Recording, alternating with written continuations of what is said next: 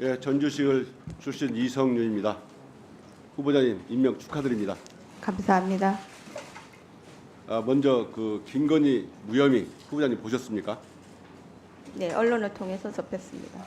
후보자의 가족이 감사의 마음으로 300만 원짜리 디올백을 받으면 받겠습니까?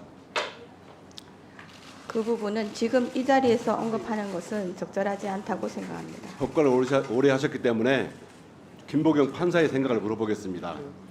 언론 보도를 보니까 김건희 측에서 디올백 국고 기속을 요구했다고 그럽니다. 이건 국고 기속이라는 것은 그 압수물을 환가해서 국고에 기속하는 겁니다. 이건 증거인멸 행위나 같다고 생각합니다. 향후 특검이 예상되어 있는데 이걸 국고 기속하는 것은 맞지 않다고 생각합니다. 그래서 그 디올백을 계속 보관해야 한다고 생각하는데 판사 김복형의 생각은 어떻습니까? 지금 이 자리에서 언급하는 것은 적절하지 않다고 생각합니다. 적절하지 않습니까? 네. 네, 다음 질문 들어가겠습니다. 우리 그 헌법에는 3.1운동 전문에는 3.1운동으로 건립된 대한민국 임시정부의 법통과 불이한거한 3.1운동 이념을 계승한다고 되어 있죠. 네. 헌법 1조는 대한민국 민주공화국이다. 대한민국 주권은 국민에게 있다 되어 있죠. 네. 또 3조는 대한민국의 영토는 한 번도 부속도록 한다 되어 있죠. 네. 또 대통령은 헌법 60조에 보면은 국가의 독립, 영토의 보전, 국가의 계속성과 헌법을 수호할 책무를 지고 있죠. 네. 이처럼 우리 헌법은 대한민국의 정통성과 정체성을 규정하고 있는데 윤석열 용산 대통령이 과연 헌법을 수호할 의지가 있는가? 많은 의문들이 국민들이 끊임없이 의문을 제기하고 있습니다. 네. 자, 자료 한번 봐보십시오.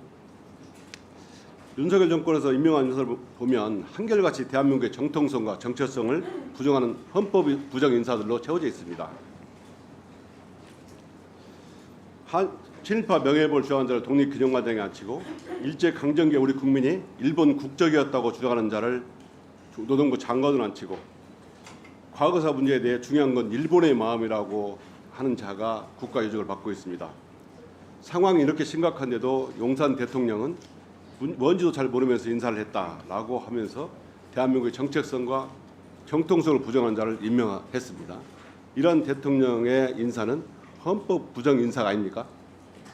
지금 이 자리에서 언급하는 것은 적절하지 않은 것 같습니다. 네, 계속 모르세요. 자, 다음 화면을 보겠습니다.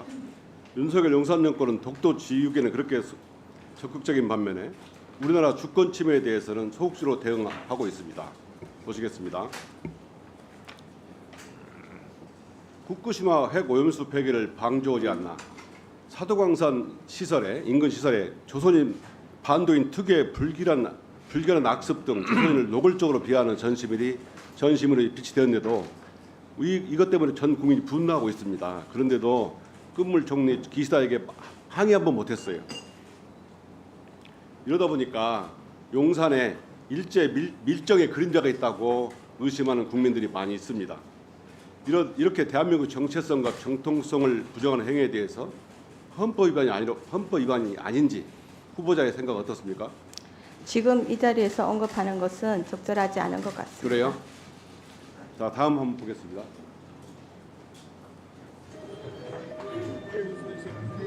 승인 안 해주는 거 안 되면 쪽팔려서 승인 안 해주는 거 안 되면 쪽팔려서 후보자님 보셨죠? 네. 어떻게 들리십니까? 정확하게 듣지는 못했습니다.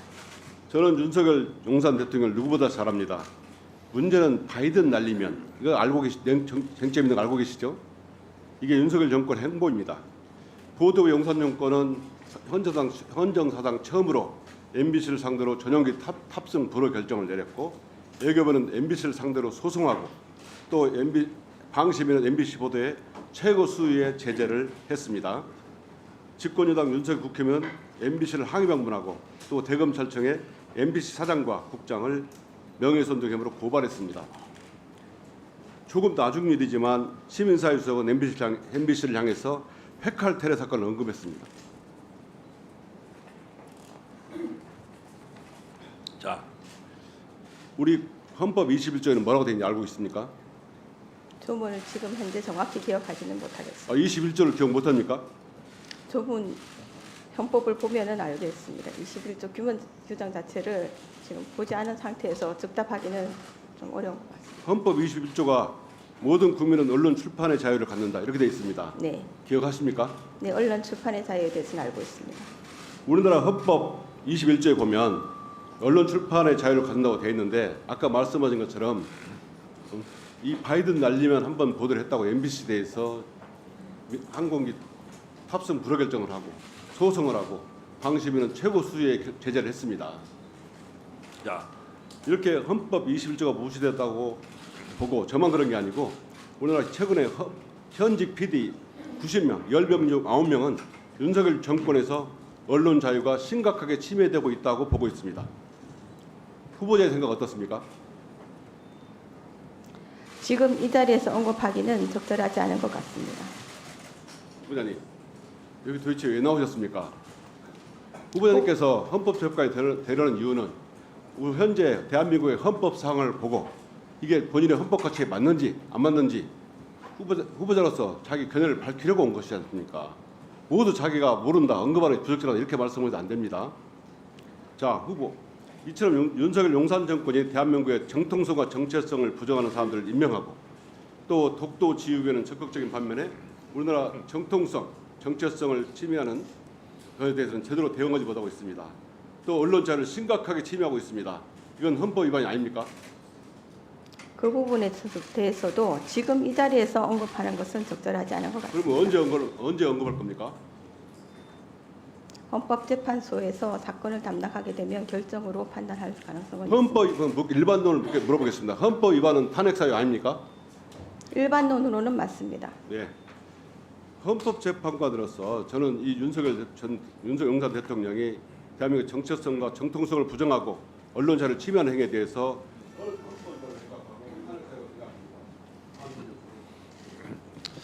네, 수고하셨습니다. 오늘 청문회를 진행하고 운영하는 위원장으로서 한 말씀 드립니다. 후보자님, 네. 답변 태도에 대해서 한 말씀 조언 드립니다. 네. 제가 정확하게 세보지는 않았지만 7분 동안 지금 이 자리에서 말씀드리는 것은 적절하지 않습니다. 라는 말을 계속 반복해서 했어요. 지금 이 자리에서 말씀드리기가 적절하지 않으면 오늘 청문회는 하는 의미가 없습니다. 그러면 나중에 어느 장소에서 국민들이 묻고 듣고 싶어하는 부분을 말씀하시겠습니까? 헌법재판소의 결정이 있으면 그 내용 속에 이유가 자, 담기는 것이다. 헌법재판소 재판관이 되기 전에 김복형 후보자가 헌법 수호 의지가 있는지, 그리고 이 사안은 위헌이다, 이 사안은 합헌이다 하는 대략적인 말을 듣기 위해서 오늘 청문회를 하는 겁니다. 네, 유념하겠습니다. 네. 그래서 지금까지 여러 청문회에서 제가 수사상이기 때문에 말씀드리기 곤란합니다 하는 말도 하지 마시라고 그랬어요. 그것은 그런 법조항이 없습니다. 그리고 인사청문회법 어디를 보더라도 지금 이 자리에서 말씀드리는 것은 적절하지 않습니다 라고 회피하라고 어떤 법조항, 인사청문회 법조항에도 없습니다.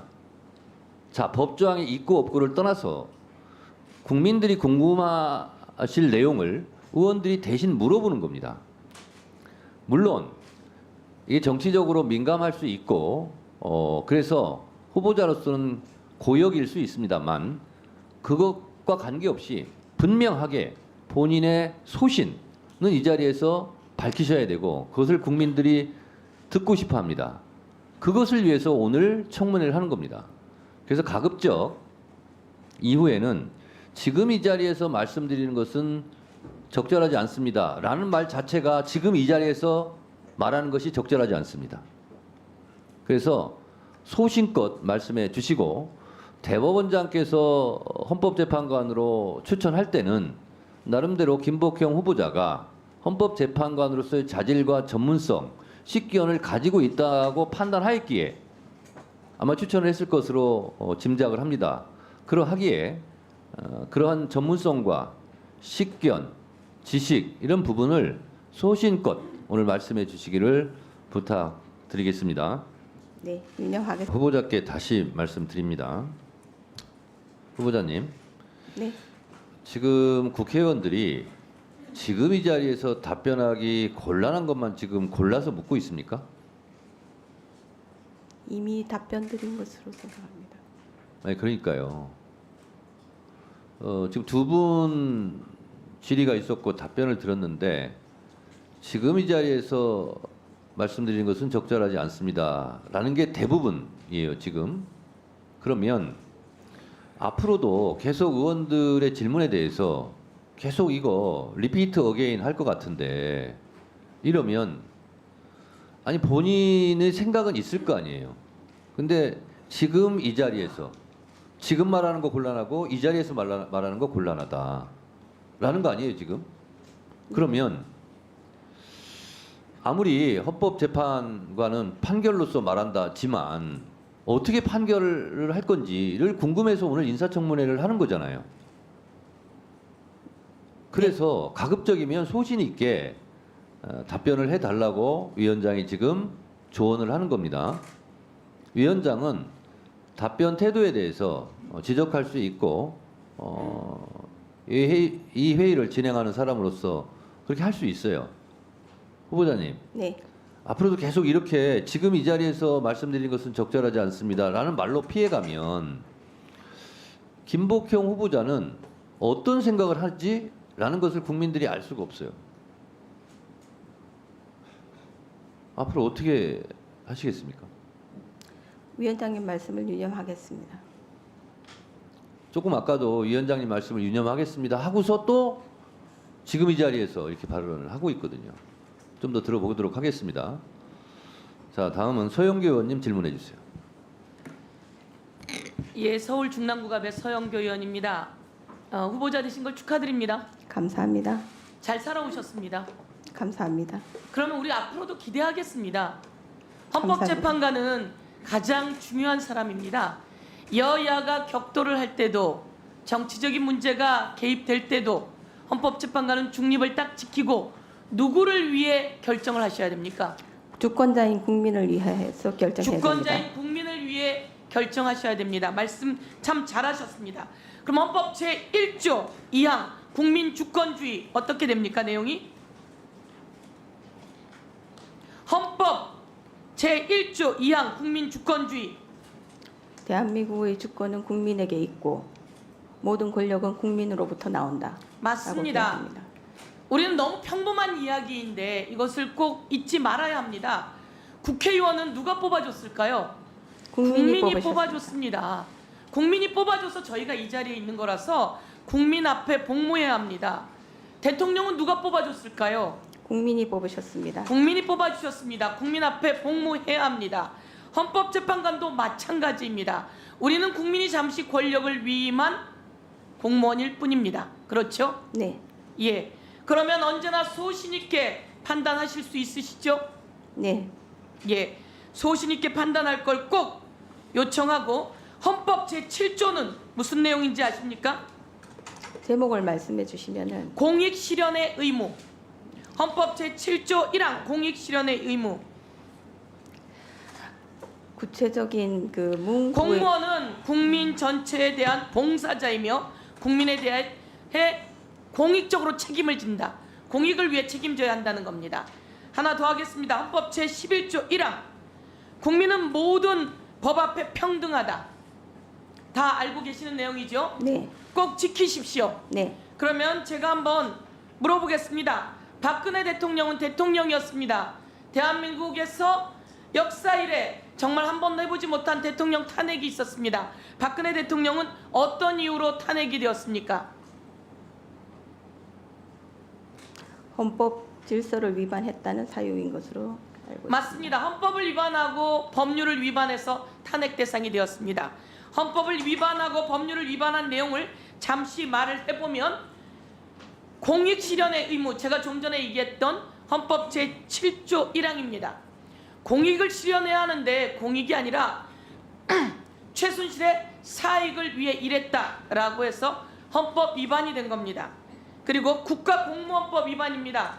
국가공무원이라 기밀이 있는데 그 기밀을 최서원에게 유출해서 최서원이 그것을 이용하게 했다는 겁니다. 그리고 헌법 제15조 모든 국민은 직업에 대한 자유가 있습니다. 그런데 최소원을 위해서 기업들에게 지원을 할 것을 요구했다는 겁니다. 그래서 이런 것들 위반이 되었고 박근혜 대통령은 헌법재판소에서 만장일치로 탄핵이 인용되었습니다. 그 탄핵이 인용된 것을 한번 올려봐 주십시오. 만장일치 인용입니다. 오늘 대한민국 국민과 우리 모든 공직자는 그리고 윤석열 대통령은 그리고 우리 이 법사위에서 진행하고 있는 검사 탄핵 관련한 검사들은 이 내용을 잘 보아야 합니다. 첫 번째, 대의민주주의 원리와 법치주의 정신을 훼손한 행위로 대통령의 공익실현 의무를 중대하게 위반해서 탄핵이 된 겁니다. 바로 최서원 등의 사익 추구 이런 것을 철저히 은폐하고 그리고 또 대통령은 국민 앞에 사과를 했는데 그 사과가 진실성이 없어서 대통령의 헌법수호 의지가 없었다라고 하는 이유로 탄핵이 된 겁니다. 이것이 모든 헌법재판관 8명의 인용이었습니다. 알고 계시는 내용이시죠? 네. 오늘 한 번 더 이야기합니다. 대통령은 국민 앞에 거짓말을 해서는 안 된다는 겁니다. 이것은 헌법수호 의지가 분명하지 않아서 거짓말을 하면 탄핵 사유라고 하는 겁니다. 대통령은 대통령이기 때문에 거짓말을 해서는 안 된다는 겁니다. 그렇죠? 그리고 윤석열 대통령도 마찬가지입니다. 국민 앞에 거짓말해서는 안 됩니다. 그리고 부인의 사익 추구를 위해서 공권력을 마음대로 휘둘러서도 안 되는 겁니다. 부인이 디올백을 받았는데 그것이 국가 기록물이라고 했다가 그것을 가져가면 국익 훼손이라고 했다가 이런 여러 가지를 하게 한 권익위에 이것을 시킨 행위를 한 겁니다. 직접 시켰는지는 저희가 더 살펴봐야 할 텐데요. 이렇다면 이것은 헌법 위반이라는 겁니다. 그래서 잘 살펴보시고 헌재가 추상같이 검사도 그리고 공무원도 그리고 국회의원도 모두 다 헌법 위반하지 않고 법률 위반하지 않게 추상과 같은 자리를 위치해 주시고 그리고 마찬가지로 오늘 헌법재판관 우리 후보자께서도 그런 자세를 가져야 된다 이렇게 강력히 요구하겠습니다. 그렇게 하시겠습니까? 네, 헌법재판관으로서의 책무를 성실하게 수행하도록 노력하겠습니다. 대한민국의 노동부 장관이 일제시대의 대한민국의 국적은 일본이었다 이렇게 이야기를 하는데 옳습니까? 옳지 않습니까? 우리나라입니다. 우리나라입니다. 그렇습니다. 일제시대 때 대한민국의 국적은 우리나라입니다. 그런데 그래서 한 의원이 물어봤습니다. 그럼 김문수 의원의 아버지는 그 일제시대에 살았는데 일본 사람이었습니까? 라고 물었는데 대답을 못했습니다. 이런 자가 대한민국의 공익을 실현하는 자가 되어서는 안 된다 이렇게 이야기하고 대통령도 이런 자를 사퇴시켜야 된다 라고 이야기하겠습니다. 우리 후보자가 판결문 내렸던 N번방 사건 관련해서 알고 계시죠? 네. N번방 실검 챌린지에 가담했던 자가 1심에서 유죄가 났습니다. 그런데 항소심 판결자가 후보자였습니다. 판결자인 후보자는 무죄로 판결을 내서 최종 이 사람들이 무죄가 되었습니다. 어떻습니까? 지금 딥페이크라 그래서 대한민국이 난리가 났습니다. 가족도 당하고 학교의 친구들도 당하고 범죄를 저지른 사람은 75%가 10대고 범죄 피해자는 65%가 10대입니다. 그때 무죄 선고한 것에 대해서 그때는 이랬고 향후는 이래야 된다라고 판단이 있으시면 오늘 의견 말씀해 주십시오. 위원장님 답변을 네, 짧게 말씀하십시오. 네. 방금 의원님께서 언급하신 사건은 방조의 개념에 있어서 정신적 유형적 방조를 인정할 만한 상당 인과관계가 있느냐가 쟁점이 되었던 것이고 재형법정주의와 무죄 추정의 원칙에 따라서 무죄로 판단한 것입니다. 딥페이크 부분에 대해서는 저도 사태의 심각성을 굉장히 인식하고 있으며 이에 대해서 적절한 조치가 취해져야 될 것으로 생각합니다. 네, 수고하셨습니다.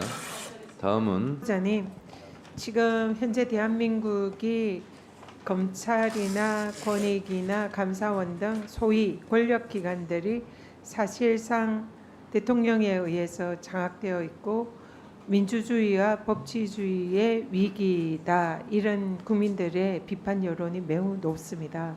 그런 상황에서 헌법재판소는 균형을 잡고 국민들을 위해서 민주주의와 헌법을 수호해야 하는 가장 중요한 기관입니다. 그렇기 때문에 헌법재판관으로 임명이 돼서 헌법재판 역할을 할 그런 후보자가 그런 국민의 주권을 지키고 민주주의와 법치주의를 지킬 수 있는 그런 자격이 있고 의지가 있는지 이것을 살펴보는 자리가 이 자리입니다. 그래서 그런 사명감을 생각하고 국민들에게 우리 후보자님의 소신을 알리는 그런 자리다 생각하고 답변에 좀 더 신중을 기해 주셨으면 좋겠다. 이런 말씀 먼저 드립니다. 네, 질의하겠습니다. 헌법 제 111조에 규정이 되어 있습니다. 이 헌법재판 권한은 헌법에 규정된 헌법상 권한 맞죠? 네, 네, 그러면 헌법재판관이 그 헌법재판을 할 때 그 내용이 본인이나 가족에 관한 사안일 경우에는 헌법재판관은 어떻게 해야 됩니까? 헌법과 법률에 규정된 바에 따라야 할 것 같습니다. 지금 본인과 가족에 관한 사안을 재판을 하게 될 때 그 재판관이 어떻게 해야 되냐고요? 지금 PPT 보시죠. 헌법재판소에 따르면은 이 본인이나 배우자 혹은 배우자였던 자가 그 재판이 해당되는 경우에는 직무집행에서 제척된다 이렇게 규정이 되어 있습니다. 당연히 그 재판에서 제척이 되어야 되는 거죠. 헌법재판소법에 따르면. 네, 네. 자, 그러면 대통령의 법률안 거부권 헌법에 규정이 되어 있죠. 네, 헌법상 권한이죠. 네. 그러면 대통령이 그 거부권을 행사할 때에 그 법률안이 대통령 본인이나 그 가족에 관한 사안이라면 대통령은 어떻게 해야 됩니까?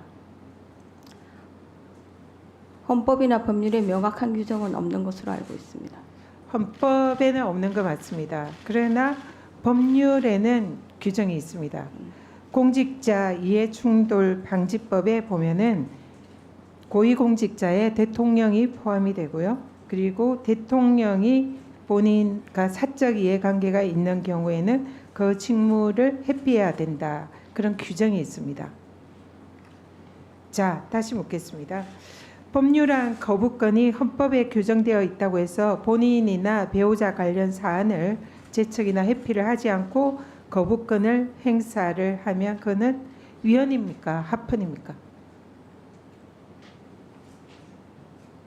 심도 깊은 검토가 필요하기 때문에 지금 이 자리에서 적답하기는 어려울 지금 것 같습니다. 방금 이해충돌 방지법 보여드렸잖아요. 네, 헌재법 이 제척 기피 사유 규정한 헌재법 위헌입니까? 합헌입니까? 헌법상의 권한인 헌법재판관 현재까지는 헌법재판소법에 대해서 위헌 결정된 것은 없는 것으로 알고 있습니다. 지금 헌법재판관이 본인이나 가족에 관한 재판을 할 때엔 제척해야 한다는 것은 현재까지는 합헌입니다. 한 번도 이게 위헌 문제가 거론된 적이 없습니다. 네. 마찬가지로 공직자 이해충돌 방지법도 현재 제정되어서 시행되는 법이고 이 법이 합헌이지 위헌이라고 지금 된 적은 한 번도 없습니다. 그렇기 때문에 대통령도 법률안 거부권이 헌법상 권한이지만 똑같이 본인이나 가족의 사안일 경우에는 그 내용에 대해서 회피해야 되는 것이 지금 공직자 이해충돌 방지법의 규정입니다. 그렇기 때문에 지금 현재 대통령이 법률안 거부권을 최혜병 특검법 그리고 김건희 여사 도이치모터스 주가 조작 특검법 이것을 두 번이나 지금 거부권을 행사를 했습니다. 최혜병 특검법은 대통령과 대통령실의 수사 외압 의혹이 제기가 되고 있는 그런 사안입니다. 그래서 수사를 하게 되면 대통령과 대통령실이 수사 대상이 될 수 있는 그런 내용입니다. 그렇기 때문에 대통령 본인과 관련된 법이고요. 그리고 또 도이치모터스 사건은 배우자인 김건희 여사와 관련된 법입니다. 이 본인과 본인의 배우자와 관련되어 있는 특검법을 대통령께서 거부권을 행사한 것은 이것은 헌법 위반 내지 법률 위반이다 이렇게 보는데 어떻게 생각하십니까? 심도 깊은 검토를 하겠습니다. 생각을 해보고 말씀드리겠습니다. 네, 고민해 보시고 오후에 다시 한번 이 부분에 질의를 하겠습니다. 그러면 헌법의 일반론적에 대해서 질의를 드리겠습니다. 대통령 거부권은 헌법에 규정된 대통령의 권한이지만 이 대통령의 거부권 행사에는 헌법상의 내재적 한계가 존재한다라는 것이 헌법학자들의 다수설인데 알고 계십니까? 네, 그러면 이 법률안 거부권 행사에 있어서 가장 중요한 헌법상의 내재적 한계가 무엇으로 알고 있습니까? 사안에 따라 달라질 수 있는 부분이라고 생각합니다. 지금 헌법 책이나 헌법 논문에 따르면은 헌법학자들이 보는 대통령 법률안 거부권의 가장 중요한 헌법상 내재적 한계는 바로 이해충돌 금지 원칙입니다. 그렇기 때문에 이러한 이해충돌 금지 원칙이 구체화된 것이 아까 헌법재판소법 그리고 또 공직자 이해충돌 방지법입니다. 그래서 헌법상의 권한인 이 대통령 거부권이라 하더라도 이것은 헌법에 따른 내재적 한계가 있다는 것이 다수 학자들의 견해입니다. 그렇기 때문에 지금처럼 무제한 대통령이 거부권을 행사를 하는 것은 이것은 위헌이다. 이런 지적들이 많은데 어떻게 생각하십니까? 심도 깊은 검토를 하겠습니다. 지금 현재 대통령의 거부권 행사 몇 번 한지 아십니까? 정확한 횟수는 기억하지 못합니다. 그 부분에 대해서도 오후에 다시 질의를 할 테니까. 네, 전현 의원님 수고하셨습니다. 후보자께 다시 한번 제가 조언을 드립니다. 지금 이 자리에서 말씀드린 것은 적절하지 않습니다라는 말을 이제 안 하시고 심도 깊은 검토가 필요합니다를 얘기하시는데 심도 깊은 검토는 이미 다 돼 있고 그 정도 실력과 전문성이 있기 때문에 이 자리에 오신 거 아닙니까? 지금 이 자리에서는 심도 깊은 검토를 한 결과 이렇습니다라고 답변을 하시는 것이 국민들의 알 권리를 위해서 매우 중요하다 이렇게 생각을 합니다. 이 자리에서 무색무취하게 나는 이 편도 아니고 저 편도 아니고 그냥 그렇게 평가받겠다라고 생각을 하셨는지 모르겠습니다. 그리고 또 인사청문회 쪽집게 강사가 지금 이 자리에서 말씀드린 것은 곤란합니다. 심도 깊은 검토가 필요합니다라고 답변을 하라고 과외를 받았는지는 모르겠습니다만 적절하지 않습니다. 제가 보기에. 그래서 소신 있게 A는 A다, B는 B다 이렇게 말씀하시는 것이 저는 좋다고 보고요. 방금 전현희 의원님 질문에 관해서도 형사소송법상 당사자나 배우자 또 배우자였던 자는 기피 대상 제척 사유가 되지 않습니까? 그러면 그것이 위헌이 아니기 때문에 존재하는 형사소송법이에요. 그러면 헌법도 그와 같다고 볼 수가 있는 거죠. 그렇게 해석할 수 있는 거죠. 그래서 그것이 위헌이 아니라면 헌법 정신도 그러한 거예요. 왜 그것을 소신 있게 말씀을 못 하시는 건지 안 하시는 건지. 그래서 제가 후보자에게 강요하거나 꾸짖거나 그런 게 아니고요. 후보자를 위해서 제가 말씀을 드린 겁니다. 나중에 경과보고서를 채택할 때 김복경 후보자는 소신이 없더라. 이런 평가가 들어가면 본인도 곤란하지 않겠습니까? 소신껏 발언하더라. 이렇게 경과보고서 채택이 되는 게 전 좋다. 이렇게 말씀을 드립니다. 참고. 네, 후보자님 지명 축하드립니다. 감사합니다. 네, 오늘 이 자리는 국민들로부터 면접을 보는 국민 면접 자리다라고 생각하는데 동의하세요? 네, 네, 저희가 국회의원은 국민의 대표라고 얘기하고 있는데 개개인의 의원이 질의를 하는 것은 결국 국민을 대표해서 질의를 하는 겁니다. 그렇게 이해하고 답변해 주십시오. 네. 네. 자, 조금 전에 얘기가 나왔는데 탄핵은 징계 절차입니다. 맞습니까? 모르세요? 탄핵은 징계 절차이다. 헌법재판소의 네. 결정으로 하게 돼 있는 것으로 봅니다. 아니, 그러니까 탄핵은 징계 절차냐고요. 징계라는 것을 일반적인 입장에서 본다면 그 네. 임명권자에 의한 것이 아니라고 본다면 징계 절차에 해당하지 않을 수도 있다는 의견도 있을 수는 있을 것 같습니다. 그 굉장히 독특한 지금 견해를 밝히셨는데요. 탄핵의 결과가 어떻게 됩니까? 탄핵이 인용되면 어떻게 합니까? 공무원에서의 지위를 상실합니다. 파면이죠. 파면은 대표적인 징계 사유입니다. 다만 특정한 공무원에 대해서는 임명권자가 파면하는 것이 아니라 국회가 탄핵을 소추하고 헌법재판소에서 파면 결정을 하도록 하는 것이죠. 그걸 탄핵이라고 부르는 거예요. 징계 절차입니다. 징계 절차인 걸 동의 못 하세요? 빨리 답변하십시오. 제가 지금 시간이 없으니까. 네.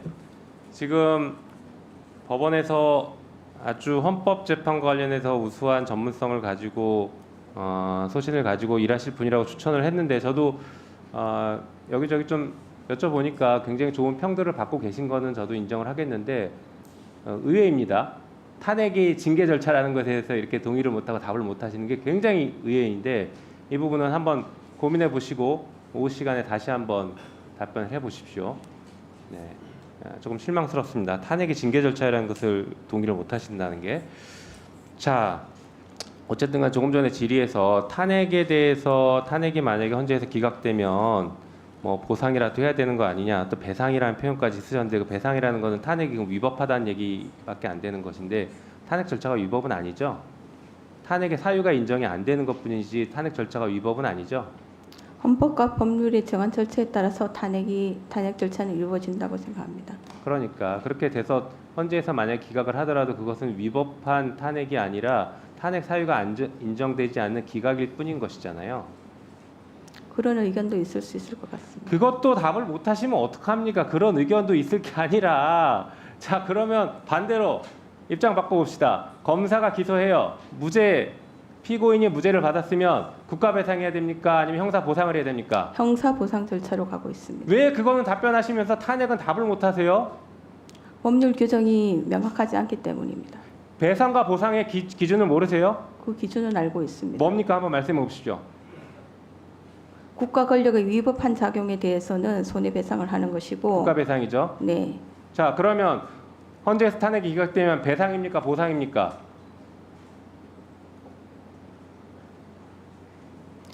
적답을 하기는 어려울 것 같습니다. 이걸 즉답을 못 하시면 그 자리에 왜 앉아 계십니까? 정말 이해가 안 되는데요. 국민들께 이 정도도 말씀 못 드리십니까?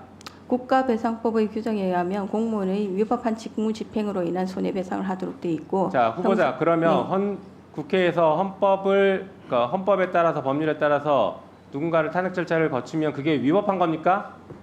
위법한 국가 작용이에요? 지금 그렇게 얘기하시는 겁니까? 그걸 전제로 말씀하시는 겁니까? 굉장히 지금 이해가 안 되는 답을 하고 계시네요. 답해 보십시오.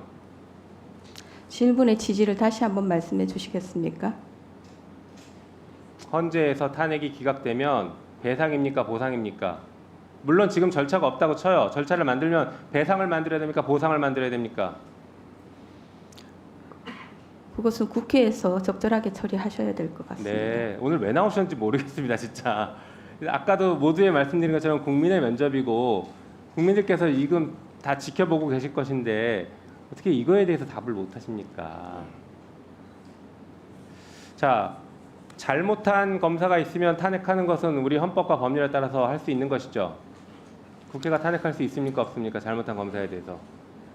탄핵 소추를 국회에서 의결하실 것이고 헌법재판소는 할 수 있냐고 물어봅니다. 할 수 있습니까? 없습니까? 검사도 네.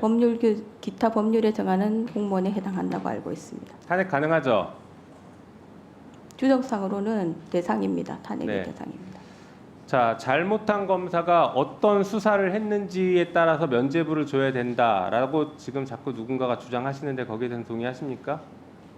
어떤 수사를 했는지가 중요한 게 아니라 잘못을 했으면 그것만 놓고 탄핵인지 아닌지를 판단해야 된다라고 생각하는데 동의하시냐고요?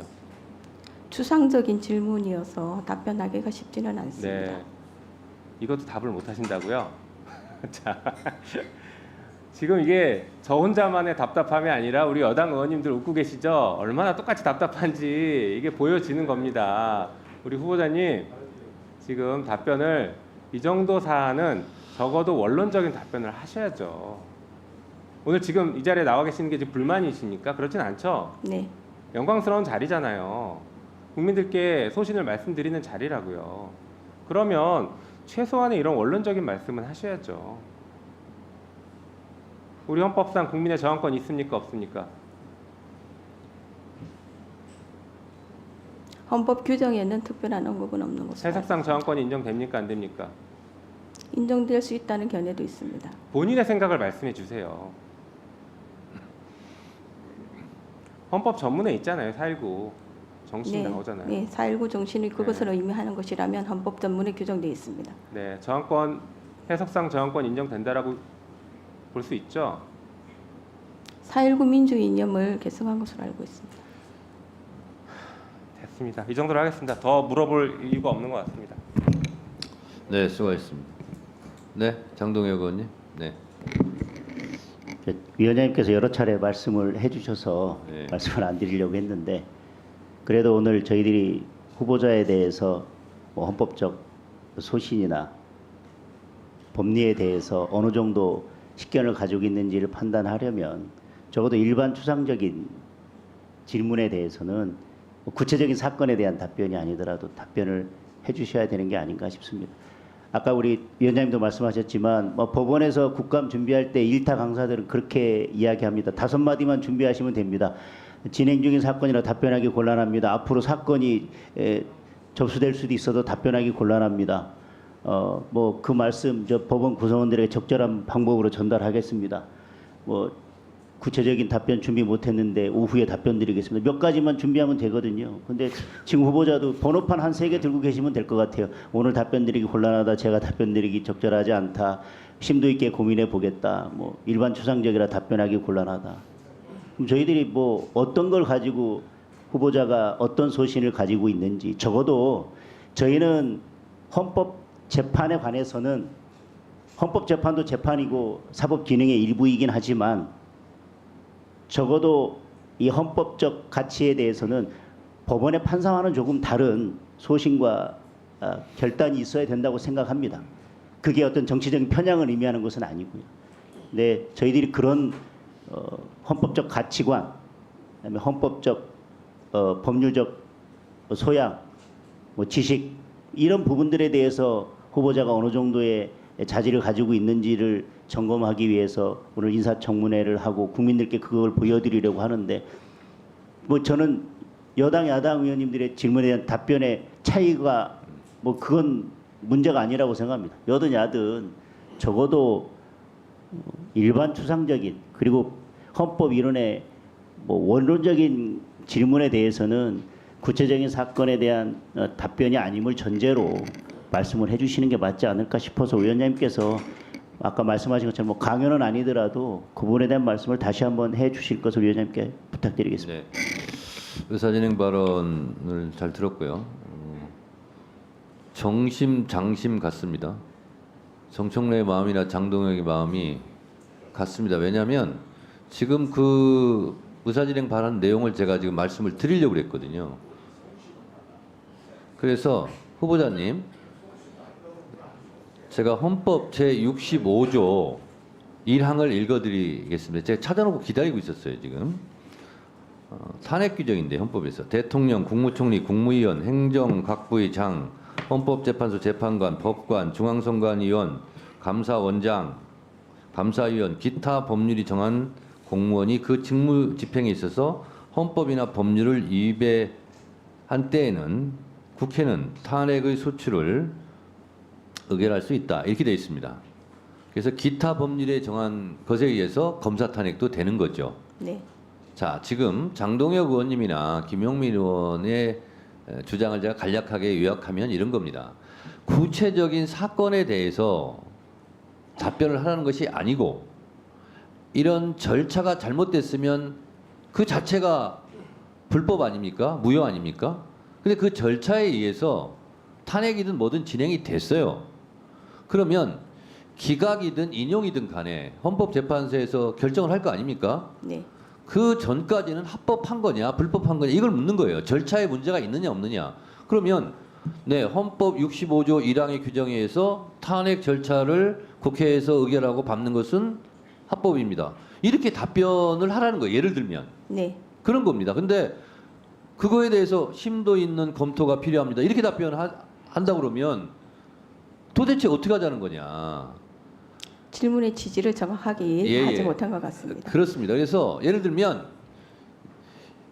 본인이 생각하기에 이재명 대표가 유죄입니까 무죄입니까 이렇게 묻지도 않겠지만 그러면 그건 답변하기 곤란하죠. 그것 답변하기 적절하지 않습니다. 이렇게 답변하면 되는 거예요. 예를 들면. 그런데 예를 들면 검사든 누구든 국회에서 탄핵 절차를 했잖아요. 그것이 헌법과 국회법에서 정한 절차대로 진행했다면 합법입니다. 다만 기각인지 인용인지는 제가 답변드리기 곤란합니다. 예를 들면 이렇게 답변하면 되는 거예요. 그런데 그 절차에 대해서 합법이냐 불법이냐를 묻는데 심도 있는 검토가 필요합니다. 그러면 문제가 있는 거예요. 아니 그러니까 그 절차를 국회법에 의해서 합법적으로 밟은 것은 국민의힘이 마음에 들든 안 들든 그것은 정당하고 합법적인 거예요. 인용되고 안 된 거는 헌법재판소에서 판결하는 거지만 그래서 어떻게 판결할 거냐 이걸 묻는 게 아니잖아요 지금. 됐죠? 네. 네.